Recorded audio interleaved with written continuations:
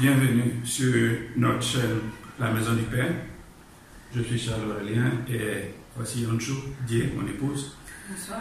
Et nous prions Dieu à ce que il nous confère sa grâce afin que nous, une fois de plus, nous vous passions le message qu'il veut que vous ayez ce soir.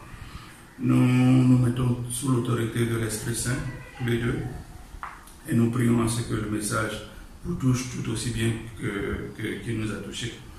Nous n'oublions pas notre Père spirituel, Pasteur John Codier, pour qui nous continuons de prier et prions à ce que le travail qu'il fait pour le royaume de Dieu continue et que Dieu lui fasse grâce et le bénisse dans tout ce qu'il fait.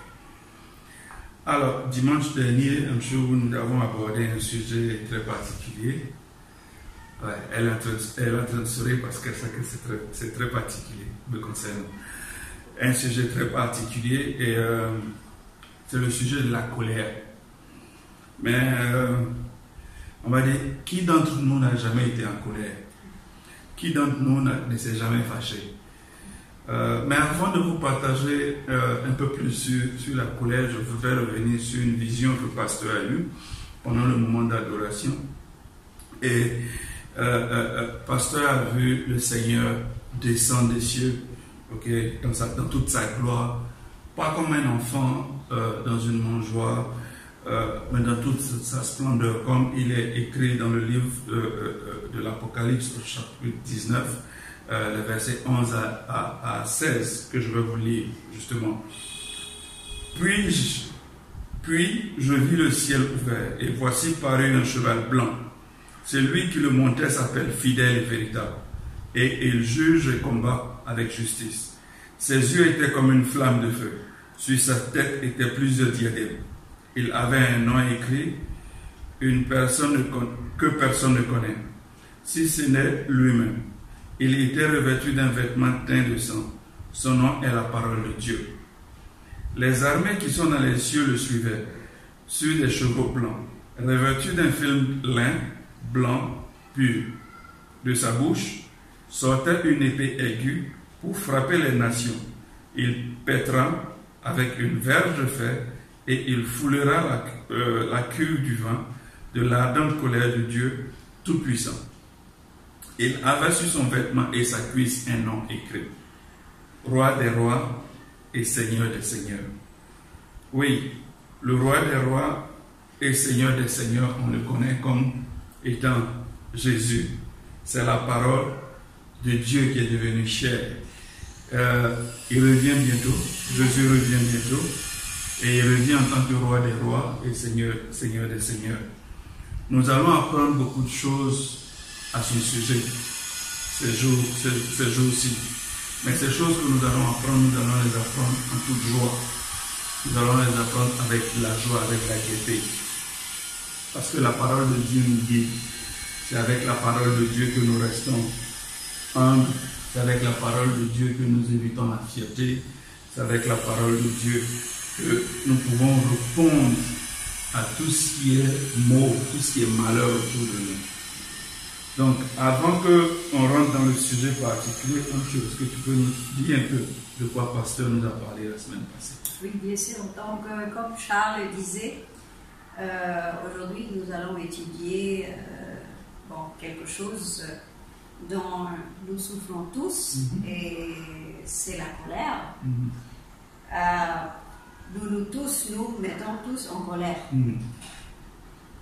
Dans une journée de 24 heures, nous sommes tous fâchés à un point ou l'autre, avec quelque chose.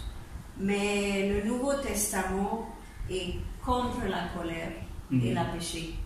Le péché, pardon. Donc, allons-y à Deutéronome 32, chapitre 32, verset 35, dans l'Ancien Testament.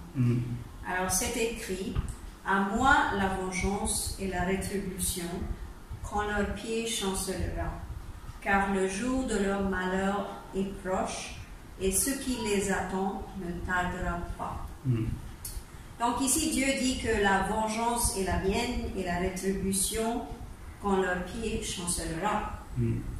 Donc, ça ne veut pas dire que nous devons souhaiter le chancellement de nos ennemis, car même sur la croix, Jésus il a dit à Dieu le Père, « Seigneur, pardonne-leur, car ils ne savent pas qu'est-ce qu'ils font. » Ce que le verset dit, c'est que la vengeance, ça appartient à Dieu.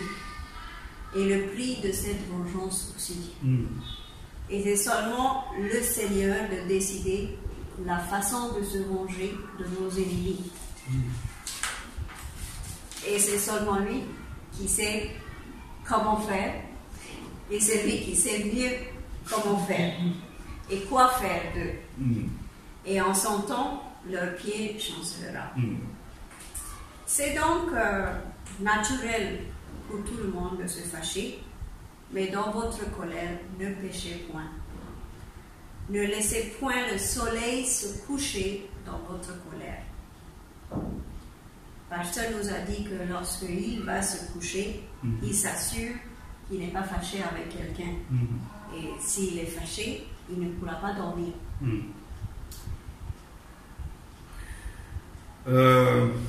Oui, tout à fait. C'est quelque chose que le pasteur nous a appris à l'église, de faire en sorte que nous pardonnions à ceux qui nous ont offensés durant la journée. Je vais vous envoyer, on va lire le livre de l'épître de Romains, le chapitre 12, les versets 17 et 19, et je vais vous expliquer un peu plus. Ne rendez à personne le mal pour le mal. Recherchez ce qui est bien devant tous les hommes. S'il est possible, autant que cela dépend de vous, soyez en paix avec tous les hommes. Ne vous vengez point vous-même, bien-aimés, mais laissez agir la colère, car il est écrit, « À moi la vengeance, à moi la rétribution, dit le Seigneur. » Alors, le message d'aujourd'hui peut paraître simple. Il peut paraître pas compliqué à comprendre, mais dans 24 heures, c'est ce que nous devons faire. Il y a 24 heures dans une journée, et personne ne peut dire qu'en 24 heures, il n'a pas été fâché au moins une fois, ou que personne ne l'a offensé au moins une fois. La parole de Dieu nous dit qu'il faut pardonner. La vengeance appartient au Seigneur. Notre travail, c'est de pardonner. Les gens pourront vous offenser, mais on se doit de leur pardonner. En fait, Jésus a dit qu'il faut pardonner 77 fois, 7 fois. J'ai personnellement appris à le faire. Oui, je dis appris parce que il faut apprendre à pardonner. Ce n'est pas quelque chose qu'on peut faire sans apprendre. Il faut apprendre à pardonner. Vous savez, quand j'ai commencé à fréquenter l'église de Pasteur John, et même jusqu'à présent, il m'arrive très souvent de voyager avec lui en mission d'évangélisation. Et pendant ces voyages, je prends l'habitude de conduire et je suis très carré en ce qui concerne le port de la route. Si on veut aller à gauche, on met son clignotant à gauche et on va à gauche. Si on veut aller à droite, on met son clignotant à droite et on va à droite. Et vice-versa. Mais lorsque je suis arrivé ici, je me suis rendu compte que les gens d'ici ne respectaient vraiment pas le code de la circulation. Et pour moi, conduire, c'était véritablement un chemin de croix. Et chaque fois que je voyageais avec pasteur, au bout de 50 km, ni pasteur, ni moi, n'étions capables d'aller à un ministère, quoi, que ce soit. Parce que j'étais déjà très énervé. Pasteur était déjà très énervé que moi je sois énervé. Et du coup, le travail spirituel qu'on partait faire était compromis. Mais Dieu, dans sa bonté, a parlé à pasteur afin qu'il m'apprenne à pardonner, afin qu'il m'explique le comment du pourquoi. Et pasteur, non seulement il m'a pardonné lui-même comme personne, mais il m'a fait comprendre que oui, il fallait que je pardonne à ces gens. Comment?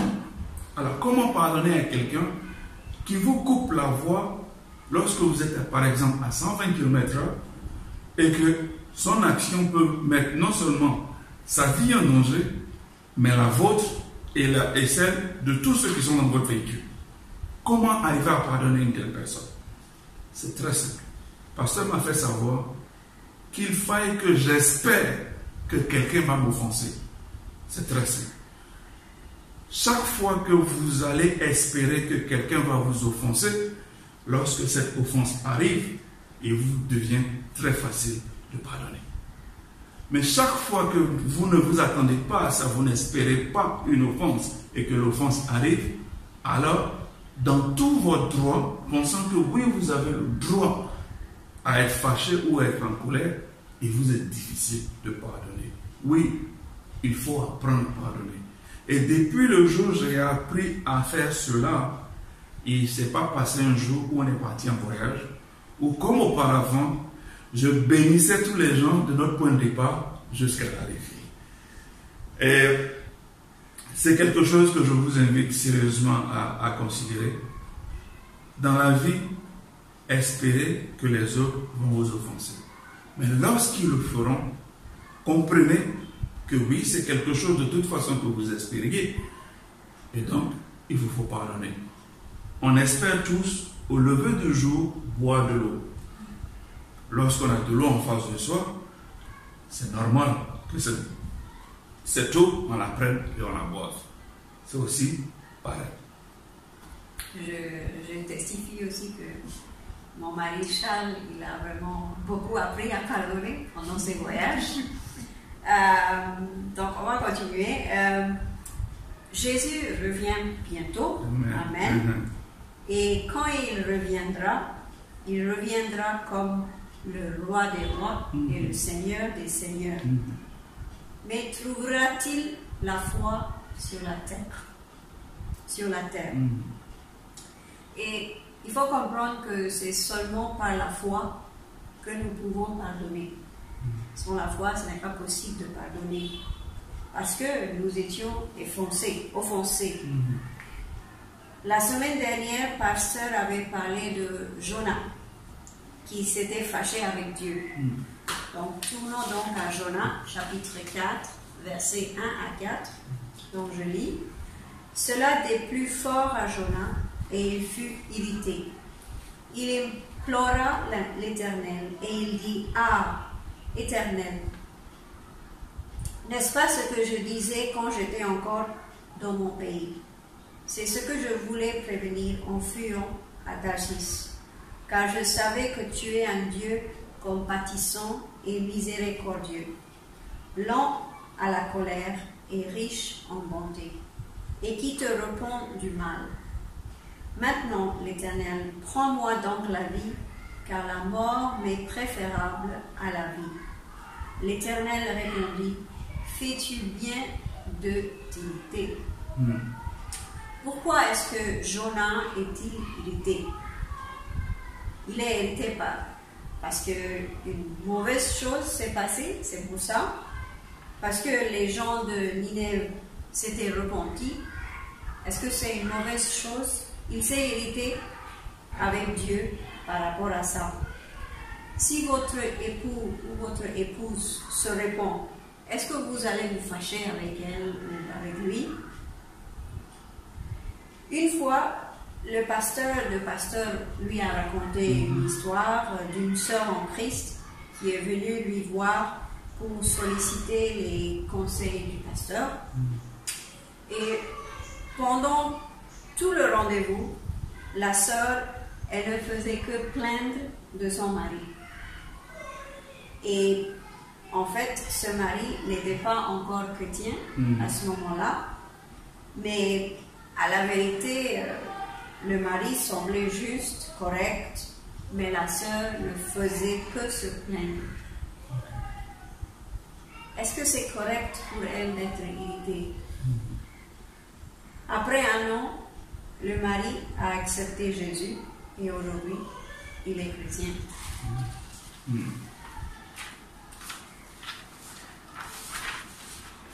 Un autre couple, en fait, qui a visité un autre pasteur que le pasteur John connaissait, et cet autre couple était venu rendre visite, était venu aussi rechercher les conseils de ce pasteur sur la base de ce que le mari avait commis une faute. En fait, il a été pris en situation d'adultère et la femme a donc ramené son mari chez le pasteur, pensant que oui, le pasteur allait le sermonner et tout ceci.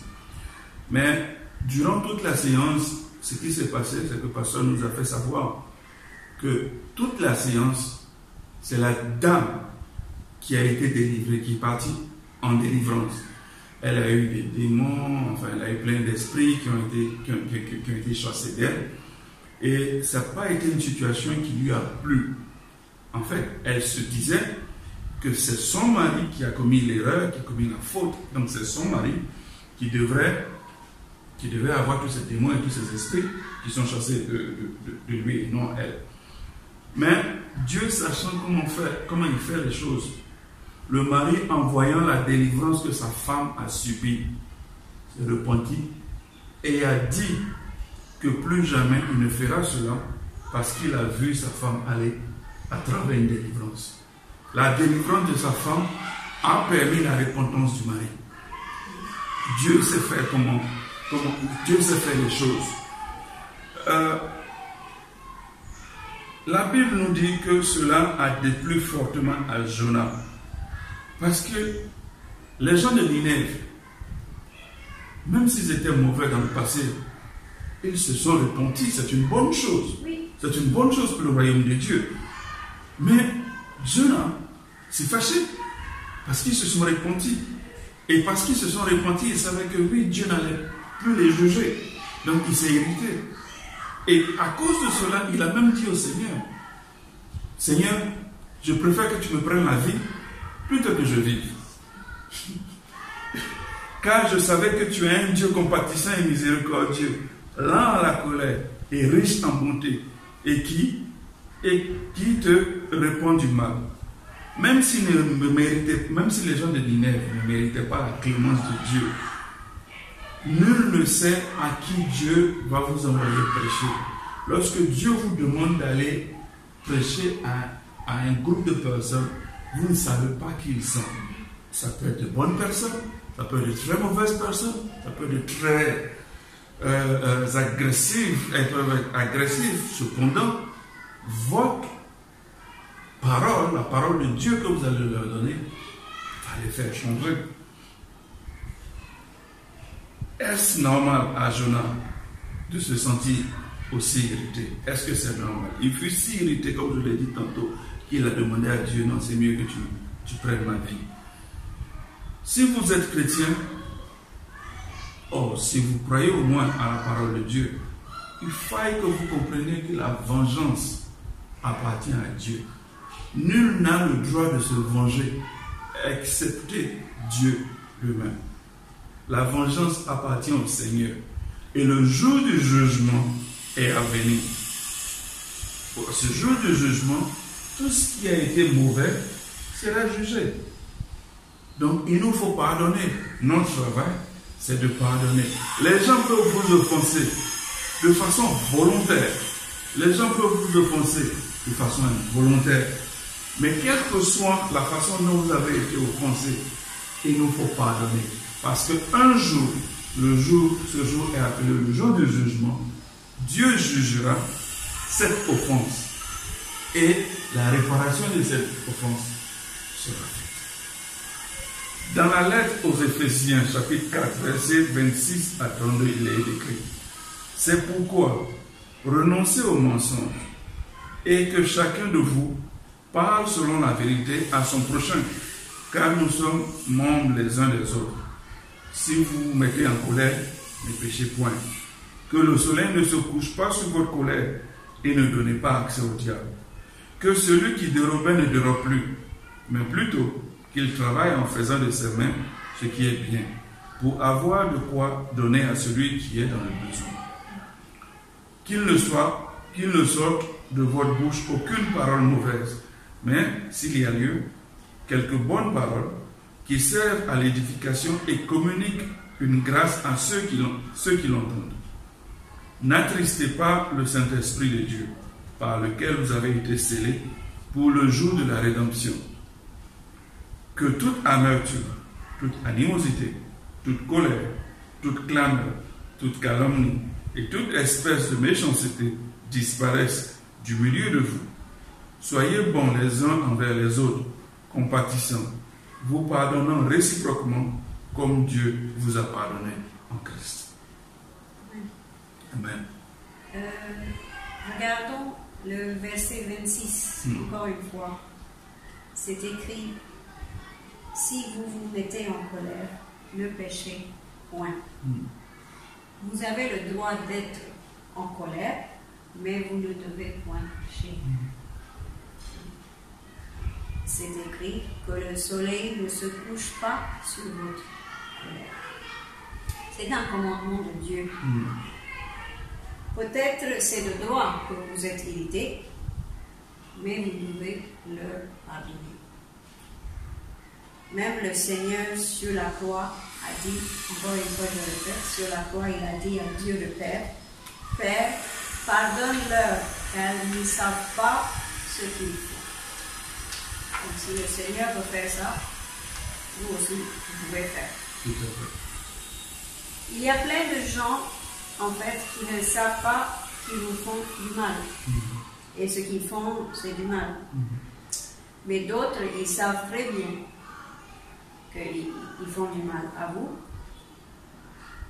Mais nous sommes tous des projets en cours. Donc, nous devons pardonner un à l'autre. Comme c'est écrit dans Romains 8, chapitre 8, verset 1, il n'y a donc maintenant aucune condamnation pour ceux qui sont en Jésus-Christ, qui marchent selon l'esprit et non la chair. Dans le passage que nous venons de lire, il est écrit, le passage, je vais dire, celui aux Éphésiens 4, le verset 30, il est écrit: n'attristez pas le Saint-Esprit de Dieu, par lequel vous avez été scellés pour le jour de rédemption. Si vous ne pardonnez pas, vous attristez l'Esprit Saint de Dieu. Nul n'a le droit de garder une offense en soi, pensant qu'il a raison ou il a le droit de le garder. Non, le commandement de Dieu, c'est de pardonner. Il nous faut pardonner. Si on ne le fait pas, on offense Dieu et on attriste l'Esprit Saint. Dans le verset 32, il est aussi écrit: soyez bons les uns envers les autres, compatissants, vous pardonnant réciproquement, comme Dieu vous a pardonné en Christ. Si vous ne pardonnez pas, Dieu ne vous pardonnera pas. Aussi simple que ça. Quel que soit ce qu'ils vous ont fait, vous devez leur pardonner, juste comme Dieu vous a pardonné. Il vous faut juste pardonner. Dans l'évangile de Matthieu, chapitre 5, que nous avons lu la semaine dernière, le chapitre concernant la béatitude, et que le pasteur avait appelé le ministère de la gaieté, ce passage nous dit ceci: heureux les pauvres en esprit, car le royaume des cieux est à vous. Heureux les affligés, car vous serez consolés. Heureux les débouleurs, car vous hériterez la terre. Heureux ceux qui ont faim et soif de la justice, car vous serez rassasiés. Heureux les miséricordieux, car vous obtiendrez la miséricorde. Heureux ceux qui ont le cœur pur, car vous verrez Dieu. Heureux ceux qui procurent la paix, car vous serez appelés fils de Dieu.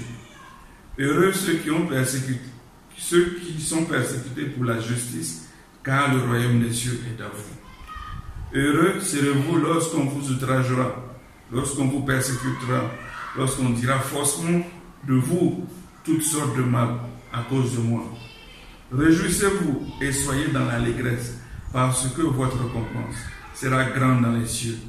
Car c'est ainsi qu'on a persécuté les prophètes qui ont été avant vous. Amen. Si vous avez remarqué, en fait, Pasteur a changé les béatitudes juste un tout petit peu en personnalisant ces passages. Il a écrit, il a dit partout heureux. Êtes-vous joyeux? Car Pasteur ne nous trouve pas heureux, ce qu'il a dit. Nous devons avoir le ministère de la gaieté, car nous sommes réconciliés à Dieu qui est toujours gai. Dieu est toujours gai. Joyeux, il est toujours joyeux. Voilà. Donc, nous aussi, nous devons être toujours joyeux, heureux. On ne peut pas être heureux si on ne pardonne pas. Tout à fait. On ne peut pas être heureux, voilà, si on n'est pas pauvre l'esprit. Donc, c'est pour ça qu'il a dit que nous devons avoir le ministère de la gaieté. Si on regarde dans le verset 11, je vais répéter encore ce verset. C'est écrit: heureux serez-vous lorsqu'on vous outragera, qu'on vous persécutera et qu'on dira faussement de vous toutes sortes de mal à cause de moi. Il est écrit faussement. Peut-être que les gens sont en train de même comploter contre vous, mais nous devons pardonner. La Bible nous dit de se mettre en colère, mais de ne point pécher. Mais, au lieu de ça, pardonner. Jésus revient bientôt. Et même Pasteur pense que peut-être il y a des gens qu'il doit pardonner. Donc, il le fait par pure obéissance. S'il ne le fait pas, alors il pêche. Celui qui ne pardonne pas n'est pas pardonné. Qui devons-nous pardonner? Je veux que nous tous, on pense à ça aujourd'hui. Qui devons-nous pardonner? Jésus est le nom au-dessus de tout nom. Et tout genou fléchira et déclarera que Jésus est Seigneur. Et cela commence par chacun de nous. Dans votre colère, ne péchez pas. Que Dieu vous bénisse. Amen. Amen.